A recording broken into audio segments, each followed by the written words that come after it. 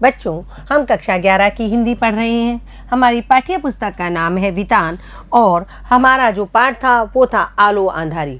बच्चों, हम इस आलो आंधारी को पढ़ रहे थे जिसकी लेखिका है बेबी हालदार। हम इस पाठ को पढ़ चुके हैं और बेबी की आत्मकथा को हम जान चुके हैं।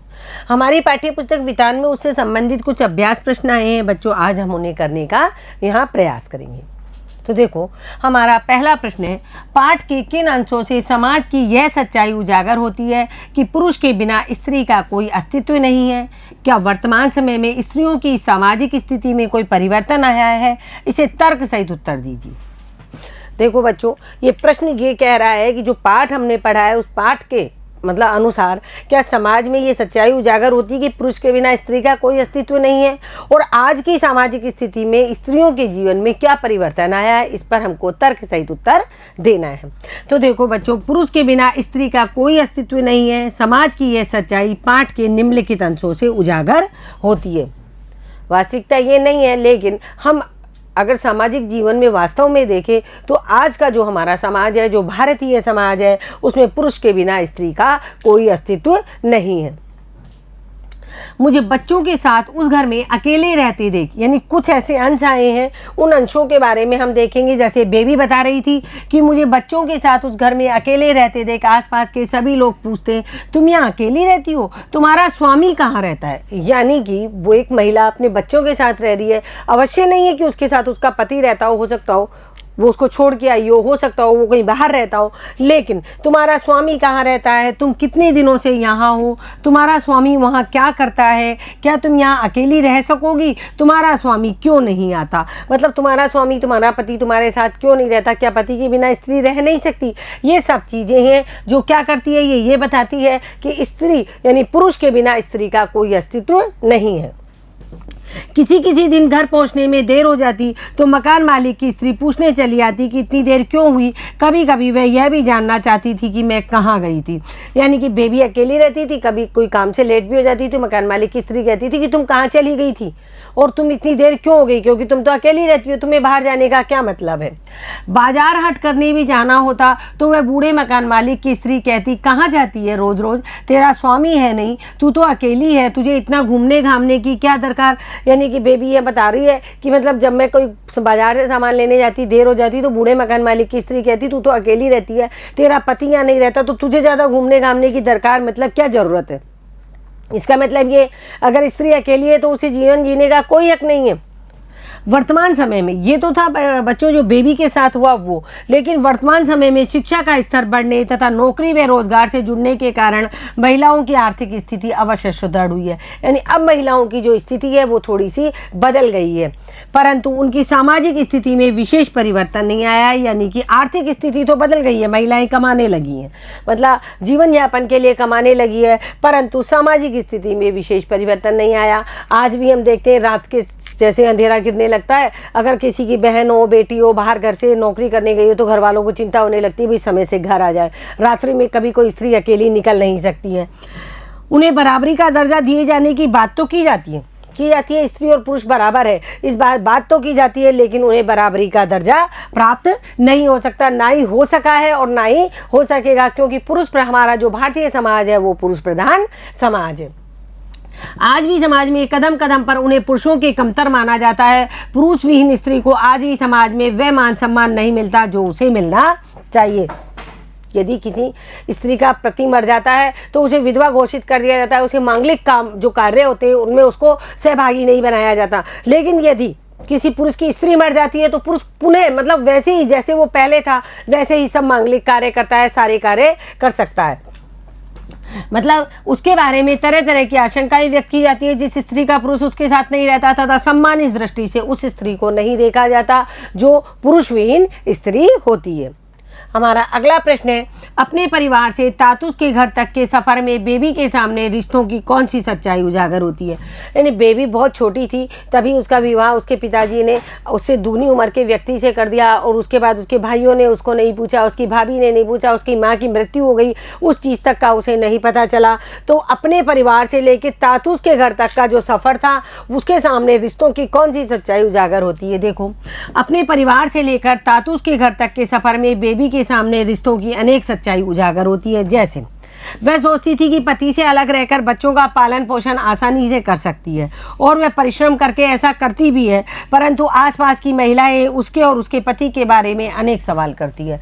देखो बच्चों, वो क्या करती है, मतलब जैसे अपने पति से अलग हो गई और अपने बच्चों को पाल रही पोस रही है। वो सोचती है मैं मेहनत करके अपने बच्चों को बड़ा कर लूँगी, पाल पोस लूँगी, पढ़ा लिखा लूँगी, लेकिन आसपास की महिलाएं उसके और उसके पति के बारे में अनेक सवाल करती है कि तेरा पति कहाँ रहता है, तू अकेली क्यों रहती है।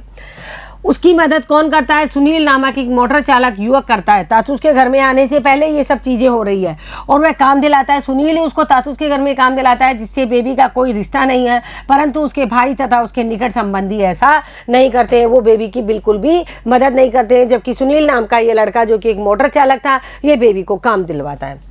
उसका घर टूट जाने पर जब नगर निगम वाले आते हैं और घर तोड़ के चले जाते हैं तो वह रात भर सामान के साथ वहीं बैठकर रखवाली करती रहती है, परंतु उसके भाई उसका हाल जानने भी नहीं आते, जबकि वो बहुत ही नज़दीकी में रहते थे। वो रात भर बच्चों के साथ सड़क पर बैठी रही गंदगी में। ऐसी दशा में उसकी मदद भोलादा नामक एक मुसलमान व्यक्ति करता है। तो बच्चों, यहाँ रिश्तों की सच्चाई पता चलती है कि अपने हैं जो खून के रिश्ते हैं वो तो कोई आए ही नहीं, लेकिन जिनसे अपनत्व का रिश्ता है, जिनसे दोस्ती का रिश्ता है, वो यहाँ बेबी की मदद करने आए। जो प्यार, अपना तथा मदद उसे स्वयं अपने पिता तथा भाइयों से न मिल सकी, वह सब कुछ उसे तातुस से मिला, जिन्होंने बेबी को अपनी बेटी मानकर आगे बढ़ने में कदम कदम पर सहायता की। देखो, तातुस ने तो बेबी की सहायता की, मतलब उसके पिता उसके भाइयों ने जो सहायता नहीं की वो तातुस ने की। इसके अलावा तातुस के जितने भी बंधु थे उन सब ने भी बेबी को बहुत प्रोत्साहित किया।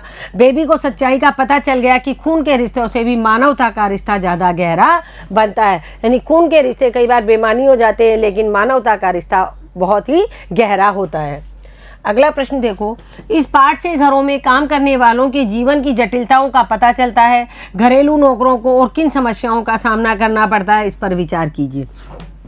बच्चों, आपके घर में भी घरेलू नौकर होते होंगे।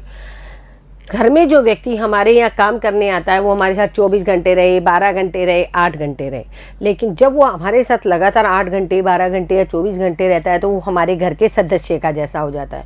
उसे वैसा ही अपनत्व और प्यार देना चाहिए, क्योंकि वो हमारा वो सब काम करता है जो काम हम चाहते हुए भी नहीं करते हैं। यानी हम कर सकते हैं लेकिन हम नहीं करते हैं, और उसे उस काम के लिए बार बार कहते हैं ये काम करना, वो काम करना, और वो हमारी सारी सुख सुविधाओं का ध्यान रखता है।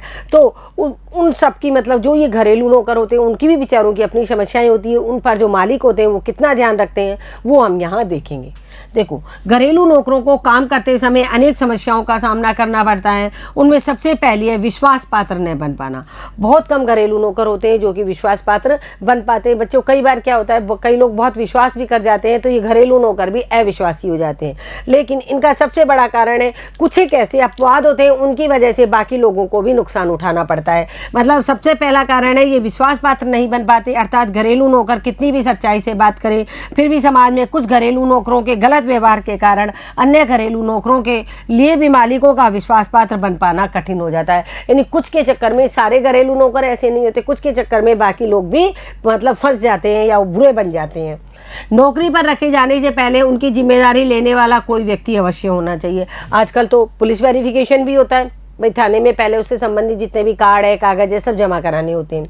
दूसरी समस्या उन पर किए जाने वाले संदेह की है। घर में यदि कुछ भी हुआ हो, कोई चोरी हुई हो या कोई भी नुकसान हुआ हो, भले ही वह कार्य घर के किसी सदस्य के द्वारा किया गया हो, परंतु पहला संदेह नौकरों पर ही किया जाता है। आता है ना, चाहे घर में चोरी हो गई हो, चाहे घर के बच्चे नहीं कर ली हो चोरी, लेकिन सबसे पहले किसके ऊपर संदेह किया जाता है? घर के नौकरों के ऊपर।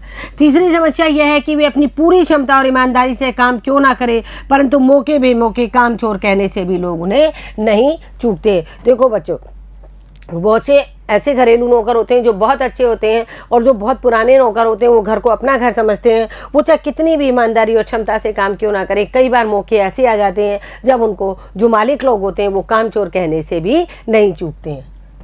चौथी समस्या समाज में सम्मानजनक निगाहों से न देखा जाना।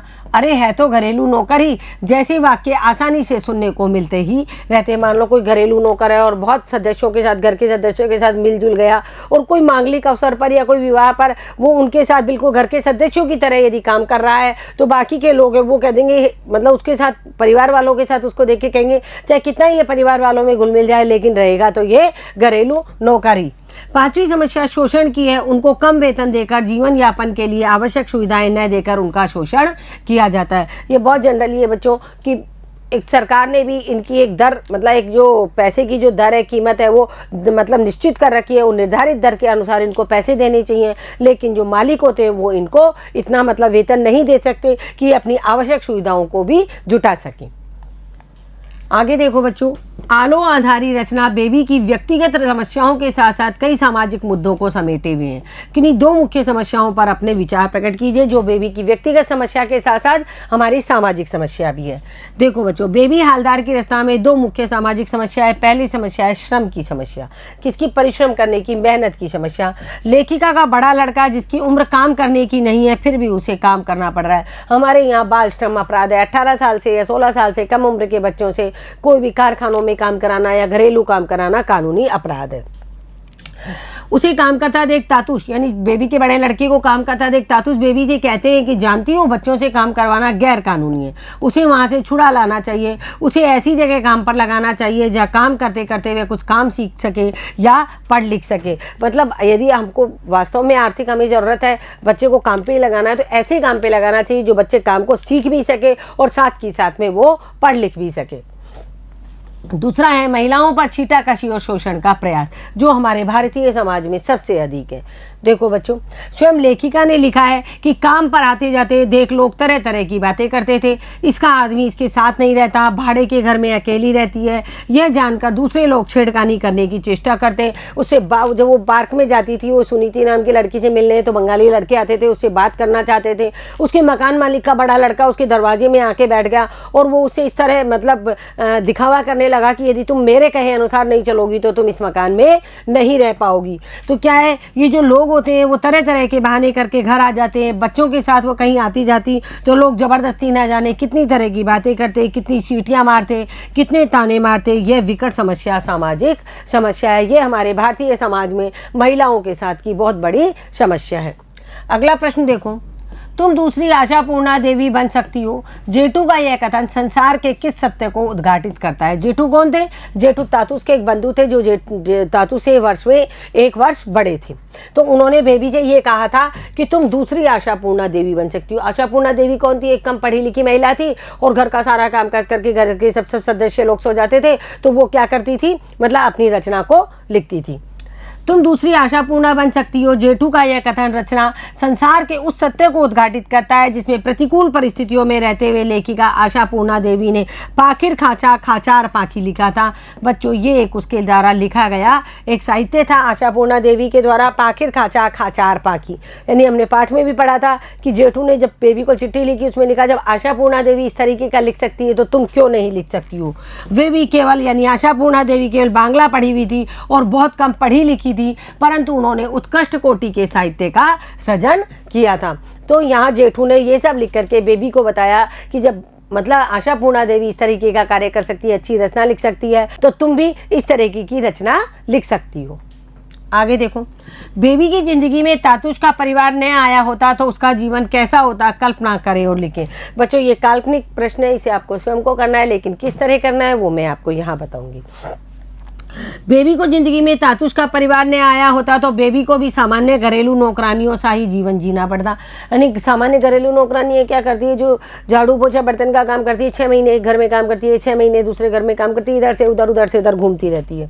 उसे भी शायद साल में या 2 साल में काम करने के लिए नया घर ढूंढना पड़ता। यह भी हो सकता है कि उसे किसी घृणित घटना का सामना भी करना पड़ता, क्योंकि लोग उसके पीछे पड़े हुए थे और मन चले जो लोग थे वो सदैव उसको परेशान करते थे। साथ ही आसपास की स्त्रियां भी उसके बारे में जानना चाहती थी और वह भी गंदी बस्तियों की छोटी सी जगह में घुटन भरे माहौल में रहने को अभिशप्त होती। यानी रहने को अभिशप्त यानी मजबूर हो जाती। पहले भी वो बाद में तातुस के घर में आके रहने लगी, उससे पहले तो वो गंदी बस्तियों के छोटे छोटे घरों में रह ही रही थी। उसके बच्चे ना तो पढ़ लिख पाते और न ही कोई काम सीख पाते और उचित दिशा निर्देश के अभाव में वे पथभ्रष्ट हो सकते थे, यानी रास्ते से भटक सकते थे, गलत दिशाओं में उसके बच्चे जा सकते थे, वे बुरी आदतों के आदी भी हो सकते थे। तातुस के परिवार के संपर्क में आने पर सबसे बड़ा परिवर्तन तो बेबी की जिंदगी में आया। यानी कहाँ 7वीं तक पढ़ी लिखी लड़की जिसके अंदर इतनी बड़ी कला छिपी हुई थी, तातुस ने उसकी उस कला को उजागर किया। उसे तातुस ने लिखने पढ़ने के लिए प्रेरित किया और उसकी रचना को अपने मित्र की मदद से पत्रिका में छपवाया। तातुस के परिवार की मदद से वह बेबी यानी लेखिका बन सकी। यदि वह तातुस के परिवार में नहीं आती तो उसका जीवन दुर्दशाओं से भरा हुआ होता, और तातुस के परिवार में आने से उसका जीवन बहुत ही उच्च स्तर का हो गया। तो देखो बच्चों, आज हमने वितान जो हमारी पाठ्य पुस्तक है उसका जो ये तीसरा अध्याय है आलो आंधारी, जो कि बेबी हलदार के द्वारा लिखा गया, इसके आज हमने अभ्यास प्रश्न पूर्ण किए। आप इन प्रश्नों को लिखिए और पढ़ने का भी अभ्यास कीजिए। धन्यवाद बच्चों।